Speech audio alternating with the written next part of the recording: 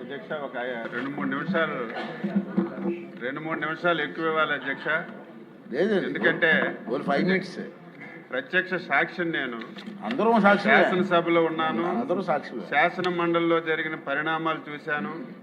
చంద్రబాబు నాయుడు గారు, లోకేష్ బాబు గారు ఆధ్వర్యంలో రాష్ట్ర పార్టీ అధ్యక్షుడిగా అమరావతి ఉద్యమాన్ని కూడా 5 సంవత్సరాలు చూసినటువంటి వ్యక్తిని కాబట్టి ఒక 2-3 నిమిషాలు ఇవ్వాలి. ఎవరికి బోరు కట్టదు, అన్ని వాస్తవాలే చెప్తాను అధ్యక్ష. ఈరోజు ఒక చారిత్రాత్మకమైనటువంటి దినం. ఈ దినం ఒక ప్రత్యేకమైనటువంటి శాసనసభ పెట్టి ఆంధ్రప్రదేశ్కి రాజధాని గురించి ఒక నిర్ణయం తీసుకునే సభలో నన్ను మాట్లాడే అవకాశం కల్పించినటువంటి మీకు ముందు హృదయపూర్వకంగా ధన్యవాదాలు తెలియజేస్తున్నాను అధ్యక్ష. తెలుగు జాతి పుట్టినప్పటి నుంచి కూడా ఒక గౌరవప్రదమైనటువంటి జాతి అధ్యక్ష. ఎవరికి ఇబ్బంది పెట్టనటువంటి జాతి. ఈ దేశంలోనే ప్రపంచంలోనే ఒక అత్యంత గౌరవప్రదమైనటువంటి జాతి అధ్యక్ష. అయితే కోడి పిల్లలను మార్చుతున్నట్టుగా రాజధానుల విషయంలో మనకి మొదటి నుంచి కూడా మారుతూ వస్తున్న విషయాన్ని కూడా ఈ సందర్భంగా రాష్ట్ర ప్రజలకు తెలియజేస్తున్నాను. మొన్ననే మనం పొట్టి శ్రీరాములు గారి యొక్క శృతివనాన్ని నిర్మించుకొని ఆయన చేసినటువంటి త్యాగాలన్నీ కూడా గుర్తుపెట్టుకున్నాం. ఆ రోజు భాషా ప్రయుక్త రాష్ట్రాల గురించి ప్రాణాలు త్యాగం చేయటం వల్ల 53లో మేము పుట్టలేదు అధ్యక్ష. 71లో నేను పుట్టాను. 53లో ఏం జరిగింది కూడా తెలియదు. ఈ సందర్భంలో కొన్ని విషయాలు తెలుసుకొని మాట్లాడుతున్నాను అధ్యక్ష. 53లో తెలుగు జాతికి రాజధాని ఉండాలని కర్నూలులో తీసుకొచ్చారు. ఆ లోపలికి నేను పోను. తర్వాత మళ్ళీ 56లో తెలంగాణతో కలిపి హైదరాబాద్ని రాజకీయాలు తీసుకొచ్చారు అధ్యక్ష. మళ్ళీ 2014 ఎలక్షన్ల ముందు మనకి ఇష్టం ఉన్నా ఇష్టం లేకపోయినా బలవంతంగా రాష్ట్రాన్ని విడదీసి ఏ విధంగా నష్టం చేశారో మనందరికి కూడా తెలుసు అధ్యక్ష. మనకి ఎన్ని ఇబ్బందులు వచ్చినా ఒకటైతే మంచి జరిగింది అధ్యక్ష.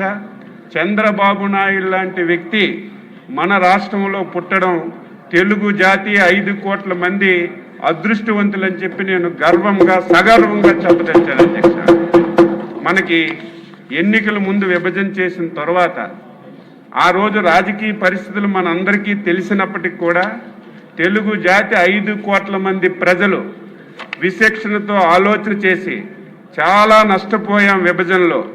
ఈ నష్టాన్ని మళ్ళీ పూరించాలంటే, మళ్ళీ తెలుగు జాతి గౌరవంగా దేశంలో ప్రపంచంలో తలెత్తుకొని తిరగాలంటే చంద్రబాబు నాయుడు గారి వల్లే సాధ్యపడుతుందని చెప్పి ఆ ఎన్నికల్లో మనకి అధికారం ఇచ్చిన విషయాన్ని ఈ సందర్భంగా గుర్తు చేస్తున్నాను.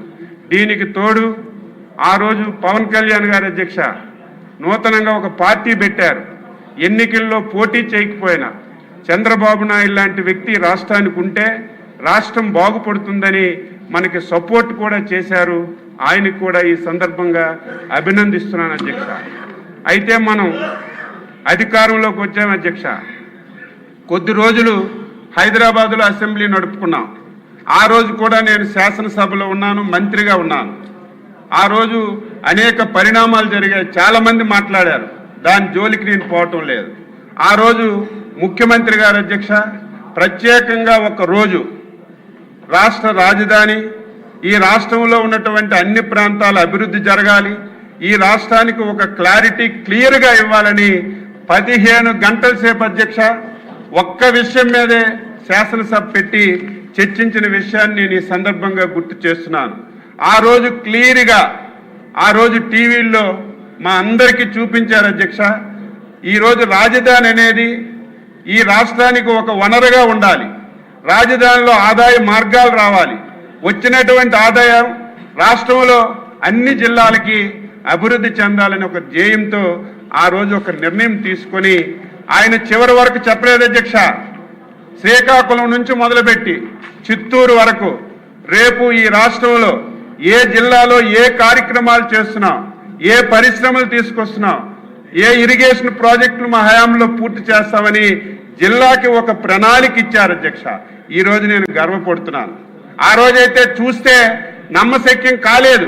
కొత్తగా రాష్ట్రం 16,000 కోట్ల అప్పులు ఇన్ని చేస్తామని చెప్తున్నారు. ఇది జరుగుతుందా? జరగదని నాలాంటి వాడినే ఆలోచించాను అధ్యక్ష. కానీ ఆ రోజు హైదరాబాదు శాసనసభలో తీసుకున్నటువంటి ప్రతి నిర్ణయం కావాలంటే మీరు టీవీ చూపించండి. ఆ రోజు చంద్రబాబు నాయుడు గారు స్పీచ్ ఒకసారి వినిపించండి. ఆ రోజు ఏదైతే చెప్పారో ఈ రోజు అదే విధానంగా అన్ని జిల్లాలు కూడా అభివృద్ధి జరుగుతున్నాయి. నేను గర్వంగా తెలుగుదేశం పార్టీ సభ్యుడిగా ఈ శాసనసభలో చెప్పాను అధ్యక్ష. అయితే రాజధాని అన్ని ప్రాంతాలకి మధ్యలో ఉండాలని ఇక్కడ నిర్ణయం తీసుకున్నారు అధ్యక్ష. నిర్ణయం తీసుకొని తర్వాత అందరూ మాట్లాడారు. భూములు ఏ విధంగా తీసుకొచ్చారు, ఆ రోజు చట్టం ఏ విధంగా చేశారు, ఆ విధంగా చట్టం చేసి రాజధాని ఏ విధంగా అభివృద్ధి చేసి ముందుకు తీసుకెళ్లారు. మనం ఈ రోజు ఉన్నటువంటి సభ, శాసన మండలి, సచివాలయం ఏ విధంగా నిర్ణయించారు. ఎవరు ఆ సాహసం చేయరు అధ్యక్ష. 10 సంవత్సరాలు హైదరాబాద్ లో ఉండడానికి అవకాశం ఉంది. ఇది ప్రతి ఒక్కరూ గుర్తుపెట్టుకోవాలి. హైదరాబాద్ వదిలి రావడానికి మాలాంటి వాళ్ళకు కూడా ఇష్టం లేదు. కానీ చంద్రబాబు నాయుడు గారు మన రాష్ట్రం నుంచే మనం పరిపాలన చేసుకుందాం, ఈ రోజు కాకపోయినా రేపైనా హైదరాబాద్ అని వదలాలని ఆ రోజు వచ్చారు అధ్యక్ష. విజయవాడ ఇరిగేషన్ గెస్ట్ హౌస్ని రాజధానిగా సచివాలయంగా మార్చుకొని రాత్రి బస్సులో ఉండి పనిచేసి ఇక్కడ ఇది నిర్మాణం చేసుకుని ముందుకెళ్ళిన విషయాన్ని ఈ సందర్భంగా గుర్తు చేస్తున్నాను అధ్యక్ష. శరవేగంతో పనులు అవుతున్నాయి. కలలు కన్నటువంటి రాజధాని మన కళ్ళ ముందే మనం చూస్తామని చాలా సంతోషపడ్డాం. 2019లో ఎన్నికలు వచ్చాయి అధ్యక్ష.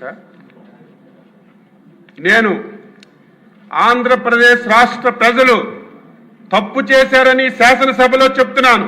ఇది నా వ్యక్తిగతం, పార్టీకి సంబంధం లేదు, ముఖ్యమంత్రి గారికి సంబంధం లేదు. నేను ఆంధ్రప్రదేశ్ పౌరుడిగా చెప్తున్నాను. 2019వ సంవత్సరంలో ఆంధ్రప్రదేశ్ ప్రజలు తప్పు చేశారు అధ్యక్ష. ఎందుకు ఈ మాట అంటున్నానంటే 2019వ సంవత్సరంలో మళ్ళీ తెలుగుదేశం పార్టీ అధికారంలోకి వస్తే మనకి బాధలుంటాయా? ఈరోజు మళ్ళీ తీర్మానం చేసుకునే అవసరం వస్తుందా?